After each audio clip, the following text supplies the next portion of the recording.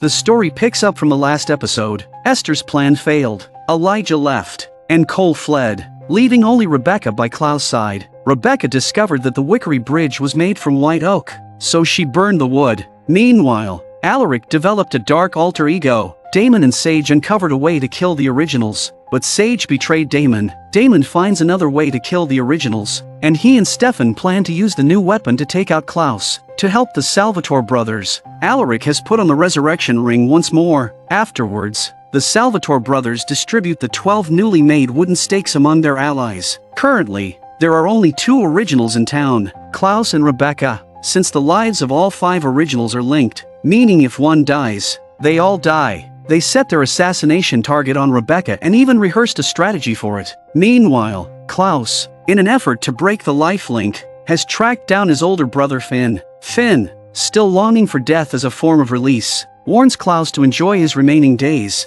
stating that once their mother finds a way to kill the originals, he will not hesitate to give up his life. With their lives now connected, Klaus finds himself powerless against Finn. In an attempt to change Finn's mind, Klaus and Rebecca team up to abduct him back to town, reuniting him with Sage. At this moment, Finn's desire for death begins to waver, realizing there's still beauty in life worth holding on to. Klaus has gathered the blood of the remaining originals. Now, all he needs is a witch to cast the spell. Rebecca, on the other hand, plans to settle the score with Damon. At this moment, Damon is busy hiding the white oak stake. It must be said that Damon's thinking is always quite unconventional. The most dangerous place is indeed the safest place. Last time, he hid the moonstone in a soap dish. This time, he stashed the stake in the fireplace. However, before Damon could carry out his assassination plan, Rebecca captures him. Elsewhere, Elena and the others discover that Finn has returned to Mystic Falls and, due to Sage's influence, has changed his mind about wanting to die. At the same time, Stefan is informed by Alaric that Damon has been captured by Rebecca, prompting them to come up with a new plan. As long as they kill Finn, Damon's crisis will be resolved. Rebecca, who dares to love and hate, is definitely the originals who must not be provoked. Damon has suffered greatly at the hands of Rebecca. Rebecca starts by draining Damon's blood, and when he's weak and frail, she invades his mind, creating a pleasant dream. In the dream, Elena risks her life to save him and feeds him her blood, the same treatment Stefan once experienced. Damon now gets to enjoy in his dream.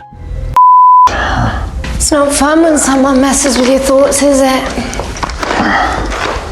Actually, I was having a pretty good time in there. Even on the brink of death, Damon dares to be mouthy, leading Rebecca to stab him without hesitation. Klaus kidnapped Bonnie, demanding she perform a spell to sever the connection between the originals, but Bonnie kept finding excuses to stall for time. Klaus decided to give Bonnie a little motivation. It turns out that Cole, who had been missing for a while, had gone to Denver and was now Jeremy's new classmate. To protect Jeremy, Bonnie had no choice but to comply. Meanwhile, at the bar, Sage was showing Finn the pleasures of life, and just the variety of drinks alone was enough to satisfy Finn. Stefan and Matt secretly spiked Sage and Finn's drinks with vervain, and when the two were affected, they were furious. Stefan used himself as bait to lure Sage and Finn away. At the same time, Bonnie began her spell using the blood of the 5 originals. The blood started to slowly separate, and once fully divided, the life link between the originals would be severed. Time was running out for Stefan. With Sage's help, Finn easily dodged Stefan's assassination attempt, but as Finn bent down to pick up the stake, Elena and Matt, who had been waiting by the door, sprang into action. This was the real killing blow. Elena shot Finn with an arrow, and Matt took the opportunity to finish him off. And just like that, a mighty original died a humiliating death. A devastated Sage wept on the spot, watching as her lover's body decayed and burned before her eyes. 900 years of waiting had ended in a fleeting moment.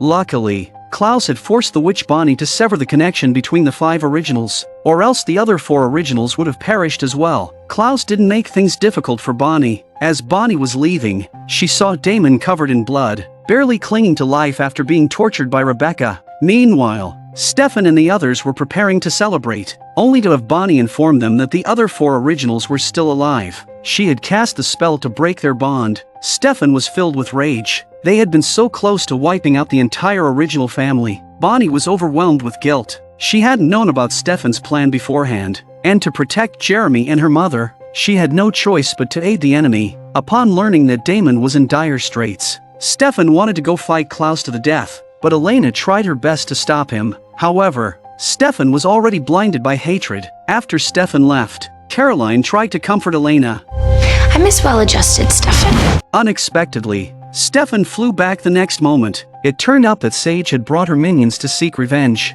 Facing Sage, a vampire who had lived for 900 years, Caroline was no match. But just as Sage was halfway through her threat, she suddenly stumbled, blood streaming from her nose and mouth. Shocking everyone, Sage's weak punch was easily caught by Stefan. When Sage's minions rushed forward to assist, he too exhibited the same symptoms, and soon after, their bodies withered away. This kind of death was something they had never seen before, prompting them to deduce the cause. Maybe Sage was so in love with Finn she just died of sadness. It's the bloodline. Sage and her turned minions were all from the bloodline of the original, Finn. Wait, so when an original dies, every vampire turned from their bloodline dies along with them? All vampires descend from the 5 originals, and the death of any original causes a chain reaction. Now they understood the enormity of Esther's ambition. She intended to wipe out all vampires in the world. The most awkward part was that Stefan didn't know which original his bloodline came from. What if it was Klaus? So, Stefan abandoned the plan to assassinate the originals and decided to trade the remaining white oak stake for Damon. Upon hearing of Finn's death, Klaus was unfazed, but Rebecca was furious. Stefan only brought 8 stakes. Klaus had been tricked by the brothers several times, but this time he was smarter. The vervain in Damon's blood had already been drained, and through compelling Damon, Klaus discovered the true number of white oak stakes. Besides the one they used, there should still be 3 left. Stefan's deception enraged Klaus. Klaus angrily accused Stefan. I have given you someone to hate, to loathe, a target, so you don't have to turn it on yourself. I've given your life purpose as your friend. Hearing this, Stefan was consumed with anger. He pulled out the white oak stake hidden in his sleeve and charged at Klaus. But then he hesitated. Klaus, unaware of the bloodline issue, assumed Stefan was too intimidated to strike. But the truth was, Stefan didn't dare to take the risk. What if Klaus really was their bloodline's origin? As they faced off, Rebecca unexpectedly released Damon, having grown bored after playing with him for so long. My rules now. Bring us the stakes and you both live. Take your brother as a sign of good faith.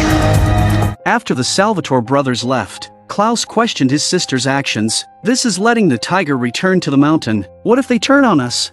Rebecca then revealed her reasoning. Salvatores may fight like dogs, but in the end they would die for each other. At least they know what family means.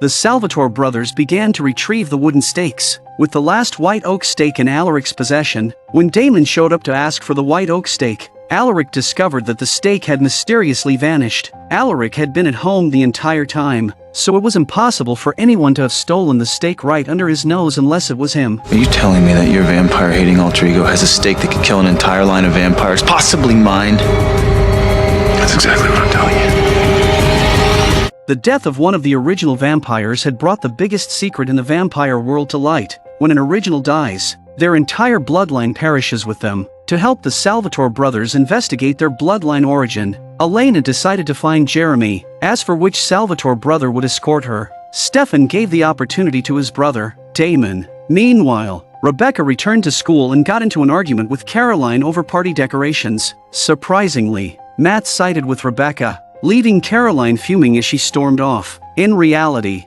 this was all part of a plan by Caroline and Matt to deceive Rebecca, allowing Caroline to slip away. It turns out Tyler had secretly returned, and Caroline planned to meet him for a secret rendezvous. Stefan went to the dungeon to have a drink with Alaric. When Alaric asked why he had let go, Stefan candidly replied. Meanwhile, Elena and Damon found Jeremy.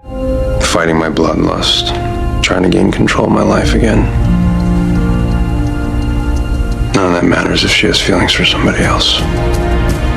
Damon knew that he and his brother were turned by Catherine, and that Catherine was turned by Rose. But beyond that, the lineage was unknown. Although Jeremy could see ghosts, he had never crossed paths with Rose, so he wasn't confident that he could summon her. Fine, can we do this later? My friend just got here, and yes, Damon, I actually have some. I'll call you when I'm done. Elena turned around, stunned. She hadn't expected Jeremy's so-called friend to be the original vampire. Cole, Cole struck Damon with a baseball bat, dealing a serious blow. Jeremy was shocked his best friend was actually an original vampire. Cole picked up an aluminum bat, but was unexpectedly countered by Damon with a broken one. Afterwards, they took refuge in a motel. Damon had a deep connection with Rose, and through Damon's description, Jeremy was able to summon Rose's ghost. Of course, Damon and Elena couldn't see Rose. Rose was overjoyed to see Damon again. Jeremy acted as their go-between, passing messages. Tell him he's still dripping with sex, too.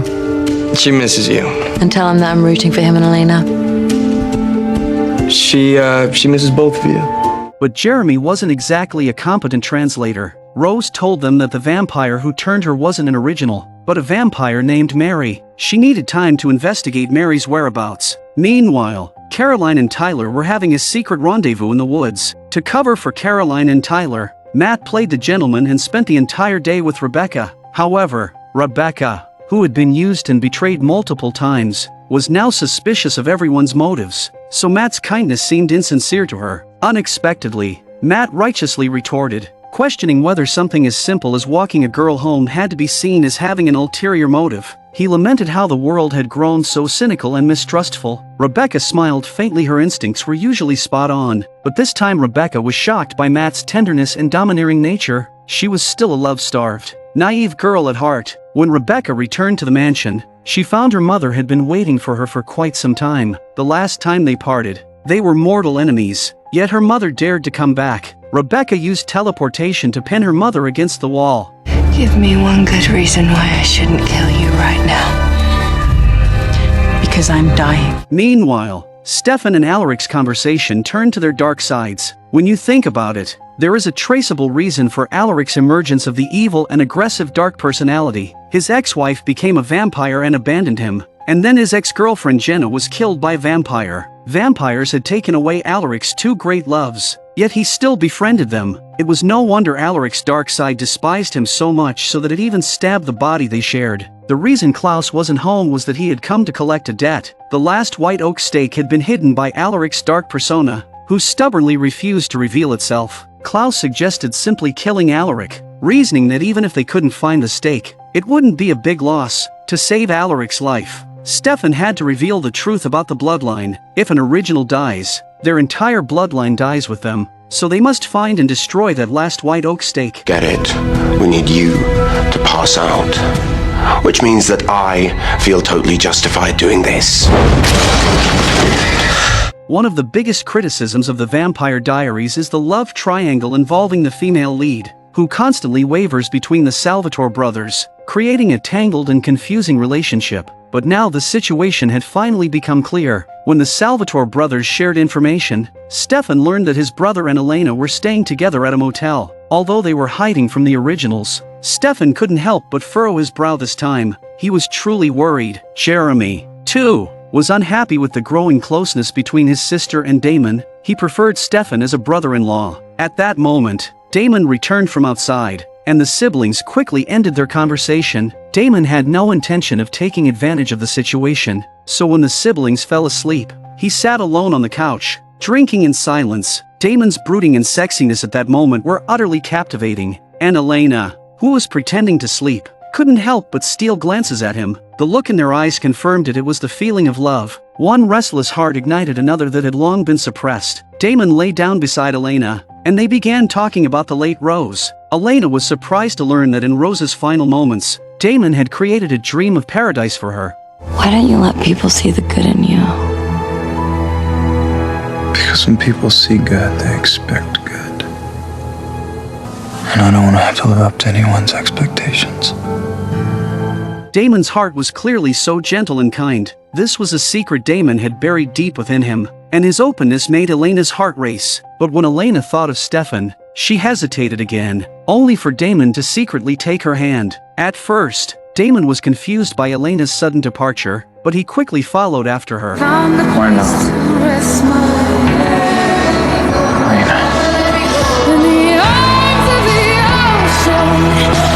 Elena responded to Damon with a kiss of love. Meanwhile, Esther, growing weaker as her magical support was cut off, sought her daughter's forgiveness before she died, but Rebecca was still deeply resentful of her mother for trying to kill her. Esther, with a pleading tone, explained, for 1,000 years. I've watched over you from the other side. I've seen your joys and heartbreaks. I know that every time you argue with Klaus, you cry out my name at night and weep silently until dawn. Rebecca was extremely aggrieved. She had not yet grown up when her parents turned her into a vampire. Esther apologized sincerely, taking her daughter's hands in hers. Then, her body began to convulse, her face twisted in pain, and she finally took her last breath. As Rebecca grieved, Klaus returned. Klaus felt a mix of emotions, but little did he know that as Rebecca looked at him, a hint of cunning flashed in her eyes. Meanwhile, in the cellar, after being intimate, Tyler and Caroline talked about their respective experiences. Tyler had been training to transform in the mountains, believing he had freed himself from his sire bond to Klaus. Caroline then revealed the truth about the bloodline. The Salvatore brothers were investigating its origin, but there was no doubt about Tyler's bloodline.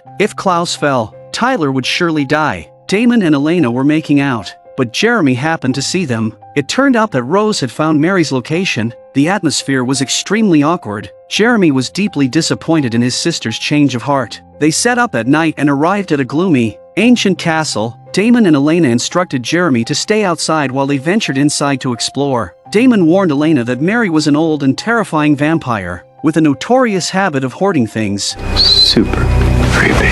And how do you know her? No. Elena is speechless. Damon really does have a habit of flirting everywhere he goes. When they entered the bedroom, they found Mary already pinned to the wall, dead. Cole from the originals had beaten them to it again, and the trail was completely cut off.